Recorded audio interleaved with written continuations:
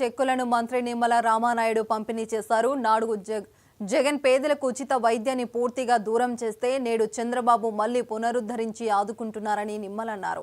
ఇక పేదలకు గుండె జబ్బులు వస్తే 60,000 విలువగల ఇంజెక్షన్ ఉచితంగా అందిస్తున్నాం.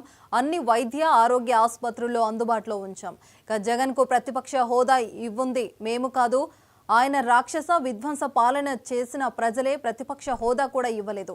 చేతకాని అస్తవ్యస్త పాలన చేసి ఆర్థిక అరాచకం సృష్టించి అందిన కాడికి దోచుకొని రాష్ట్ర ఖజానాను లూటీ చేశాడని నిమ్మల తీవ్రంగా విమర్శించారు.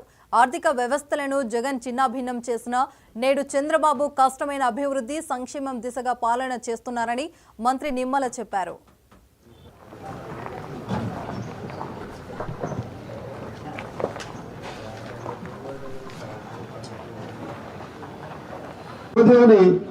చిక్కాల నుంచి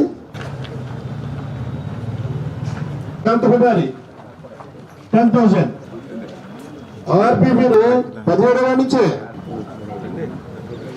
గారు ఆరోగ్యం కుదుటపడి ఇంటికి వచ్చినా కూడా ఒక పక్క ఆరోగ్యం కుదుటపడింది అని సంతోషించాలో, ఆ హాస్పిటల్కి చెల్లించినటువంటి బిల్లుల్ని మళ్ళీ ఎట్లా తీర్చాలి, బంగారం తాకట్టు పెట్టో, ఇల్లు తాకట్టు పెట్టో, ఎక్కడో అప్పు తెచ్చుకున్నాం, వైద్యం చేయించుకున్నాం అనేటువంటి బాధ మరొక పక్కన ఉన్నటువంటి స్థితిలో అటువంటి బాధ వాళ్ళ ఇబ్బంది లేకుండా ఈవేళ మరి పెద్ద ఎత్తున ఎవరైతే ఈ యొక్క వైద్యం నిమిత్తం ఖర్చు ఏదైతే ఉందో దాని ఇవాళ చెక్కుల రూపంలో పెద్ద ఎత్తున అందిస్తూ ఉన్నాం.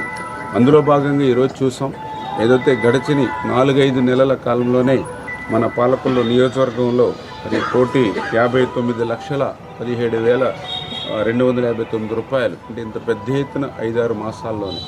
మళ్ళీ ఈరోజు మరి 11,93,535 ఏదైతే ఒక 10 మందికి ఈరోజు కూడా సీఎంఆర్ఎఫ్ చెక్కులు, అంటే ఈ రకంగా 5-6 నెలల కాలంలోనే మరి దగ్గర మరి 1,70,80,00,000 రూపాయలు ఈరోజు సీఎంఆర్ఎఫ్ ద్వారా పేదలకు వైద్యం నిమిత్తం అందించామని అంటే ఈ ప్రభుత్వం ఎంత కష్టపడి పనిచేస్తున్నాం అనేటువంటిది ఇదే ఒక ఉదాహరణ అని చెప్పి తెలియజేసుకుంటూ, ఎవరైతే ప్రజలున్నారో వాళ్ళకి సేవ చేయాలనేటువంటి తపన ఉంటేనే ఇటువంటివి సాధ్యమవుతాయి. అవన్నీ లేనిటువంటి వ్యక్తులు కాబట్టి గత పాలనలో ₹1 కూడా ఎవరికి కూడా సరైనటువంటి విధంగా సీఎంఆర్ఎఫ్ అందలేదు అని అంటే మరి గత ప్రభుత్వానికి ఈ ప్రభుత్వానికి ఎంత తేడా ఉంది సేవలు అనేటువంటి విషయాన్ని కూడా ప్రజలందరూ కూడా గుర్తుపెట్టుకోవాలని చెప్పేసి మీ ద్వారా అందరినీ కూడా కోరుకుంటున్నాను.